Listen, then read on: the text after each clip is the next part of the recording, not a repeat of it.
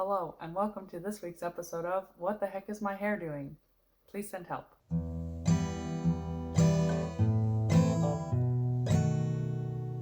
Hey guys, it's Dawn, and welcome back to my YouTube channel. Thanks for coming. I hope you guys are having an amazing Preptober so far.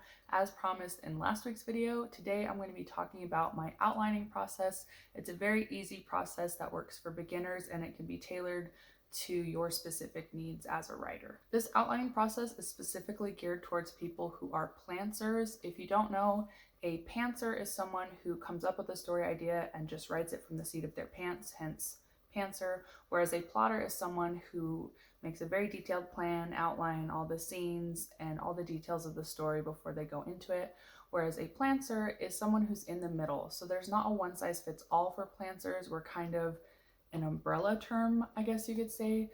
So this outlining process is meant to be really easy to adapt to your own personal needs because it's just sort of a one-size-fits-all, I hope. So if you're interested in hearing more about my outlining process for plantsers, keep on watching. So in addition to the method I'm about to explain to you guys, I also use something called a story circle, which was created by Dan Harmon, who, if you don't know, he's the guy who created Community, the TV show, and he's also one of the co-creators of Rick and Morty.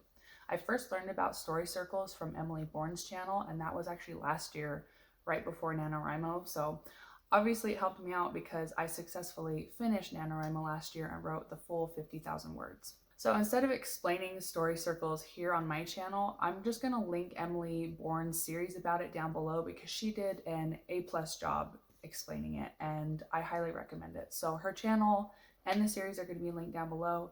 And by the way, her debut novel called In a Mirror, which is a young adult contemporary fiction novel, is coming out on November 12th.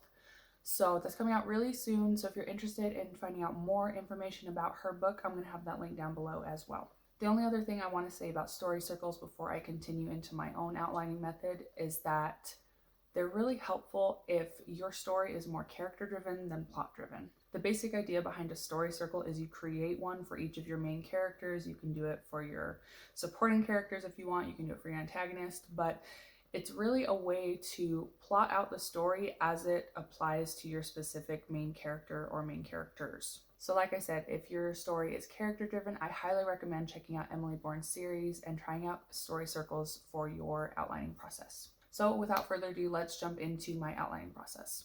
Okay guys, this is my first attempt at screen recording and filming myself at the same time, so hopefully this goes okay, but right now you should be seeing a Google document titled NaNoWriMo outline. So the first step of my outlining process is actually creating a pitch for your story.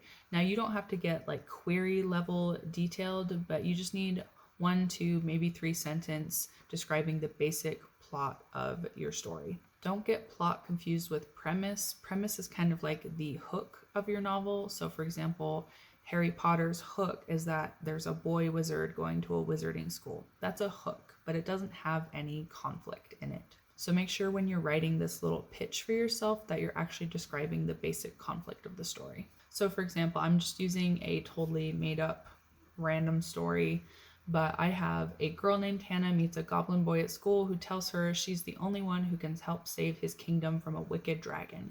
Hannah decides to follow the boy into his magical world to learn how to use the powers she never knew she possessed and train to defeat the dragon.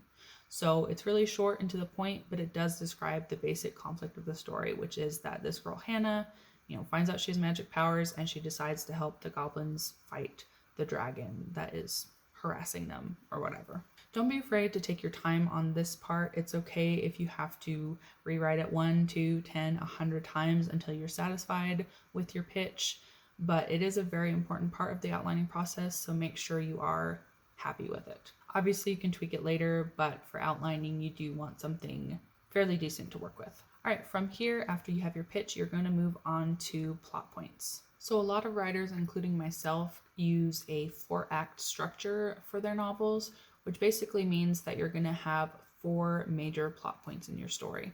An easy way to think of plot points is it's any major event that either changes the direction of your story or accelerates the action. So as an example, the first plot point in any story is typically the inciting incident. So this is the event where your character is basically given the decision between staying in their mundane familiar world or diving into a new world with new possibilities and new adventures. So using Harry Potter as another example, the inciting incident in the first book is when Hagrid knocks down the shack door and tells Harry, "You're a wizard, Harry." Then Harry is given the choice between, staying with his awful aunt and uncle or going into this new magical world. So let's write an example inciting incident for this story. All right, so my first plot point for this story is during recess, Hannah is approached by a mysterious boy who tells her he is a goblin prince. He explains that his homeland is under attack by an evil dragon and only she can help them defeat it. So this is the point where Hannah is given the choice between staying in her normal life or going to the Goblin Kingdom to help fight the dragon. Plot point 2 is typically the point in your story where now that the character's been introduced to their new world or their new situation, they're kind of given the starts of their trials in that new world. This plot point can get a little hairy because it can actually be multiple things, but the general gist is that it's your character interacting in the new world and having some successes. So my plot point 2 for this made-up story is Hannah meets a wise goblin wizard who begins to help her unlock her powers. He sends her on a brief quest to help find some potion ingredients for him. So basically, Hannah is learning about the new world and she's given an opportunity to kind of have some success in this new world. In comparison, plot point 3 is typically kind of a bummer. This is the low point of most novels. This is when, after the characters had a lot of success and been feeling more comfortable in this new world, they suddenly are slapped in the face by reality and have a massive failure. I keep using Harry Potter as an example, but I feel like most people on AuthorTube and BookTube know at least the basic story of Harry Potter. So in the first book, Harry, Ron, and Hermione are having lots of success, doing well in school, having fun, and all that. But they help Hagrid get his hatched Norwegian Ridgeback dragon to Ron's brother, and in the process they are seen by Malfoy, the kind of little antagonist of the story. And so they get in a lot of trouble, they lose a bunch of points from Hogwarts House, and everyone's so mad at them. So this is kind of the low point of the story. So let's say plot point 3, the low point of my story is that Hannah fails to save a goblin village from the dragon because she is not good at using her magic yet. Typically, it's a good idea to have some sort of weakness that the character has lead to this failure because it's kind of a chance for you to help the character grow as a person, but you don't necessarily have to do that. Plot point number 4 is typically the final turning point of the story. It's the moment when we are officially pushed into the climax. So it's usually called the point of no return. So once again, for Harry Potter, this is sort of the point where after going through the trapdoor and going through all these different tests with Ron and Hermione, Harry has to decide to go through the final test on his own. So let's say the final turning point in my story is that Hannah decides to return to the goblin world to fight the dragon one last time. So it's her point of no return. She's all or nothing. She's going to beat this dragon or she's going to die trying. So those are the 4 plot points. Once you've figured out those 4 plot points, this is the point in the outlining process where it really becomes tailored to you. You decide how much you want to outline from here.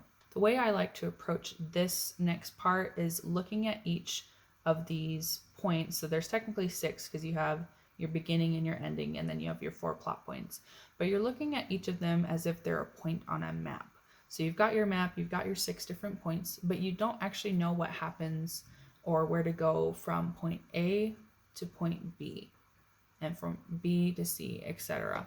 So this is your chance to sort of fill that in, and you can get as detailed as you want and you can be as loose and vague as you want. It really just depends on your needs as a writer, whether or not you want to do more improvising while you're drafting or if you want to have a very definite roadmap to use. One thing you can do to kind of help you is on this beginning and ending little sections, you can kind of write like a picture of what your character is like at those points. So for example, you can say the beginning picture is that Hannah is a normal 6th grader who loves playing soccer and riding her bike.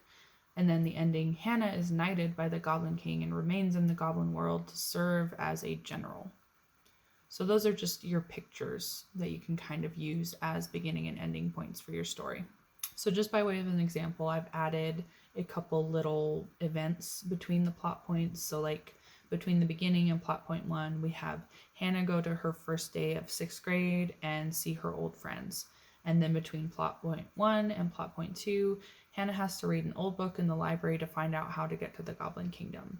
Between 2 and 3, Hannah uses her new magic to fight a troll guarding one of the ingredients. Between 3 and 4, Hannah goes home in defeat. So basically these little scenes or events in between the plot points are your roadmap for how to get from the beginning to plot point 1 and etc. etc. If you want to get really detailed, you can even take these little blurb scenes and write whole paragraphs about them, explaining like the setting, any world building that's going to happen, what characters are going to be introduced, who's going to talk to who. You can get very, very detailed, or you can keep it very simple like this and just describe the very basic idea of the scene.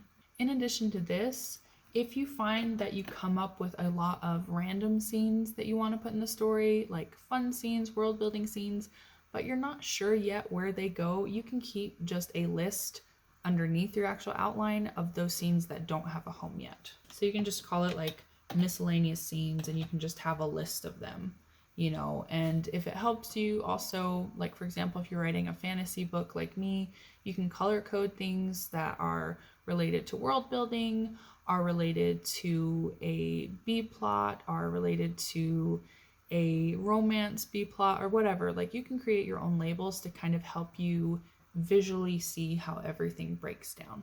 Yeah, that's the basic gist of how I start my outline. And once again, this is a process that you can really take and make your own. It's just a starting point and just a way for you to start brainstorming and figuring out where there are holes in your story that you need to fill in so that you're not stuck come NaNoWriMo. So that basically concludes my outlining process. Remember, this is something that can be tailored exactly to your needs. So if you're a planter who needs less outline, then this will totally work for you. You just don't have to get too detailed. But if you're more towards the plotter end of the spectrum, you can add as much detail as you want. This is just supposed to give you the basic framework of a starting outline so that you can properly prepare for National Novel Writing Month. The last thing you want is to not really know what to write next when you're under so much pressure to keep your word count up throughout the month. This outline you create, combined with the story circles, if you decide to use those, will really give you a good jumping off point for NaNoWriMo. And if you're ever at a place in the novel where you're not sure what direction you're going in, just return back to that outline and figure out what's the next step to take. Basically, my hope for this outline is that it will help you avoid major roadblocks that totally derail you during NaNoWriMo. If you have any questions about this outlining process, be sure to let me know down below. And if you have any advice for people who might be doing NaNoWriMo for the very first time and they're kind of nervous, be sure to leave that down in the comments below as well. Thank you so much for watching today's video. I hope it was helpful and that you enjoyed it. If you want to see more content from me throughout the rest of Preptober, and you want to see my crazy NaNoWriMo vlogs coming in November, be sure to subscribe to my channel. Well, I hope you guys have an amazing week, and as always, happy writing. Bye!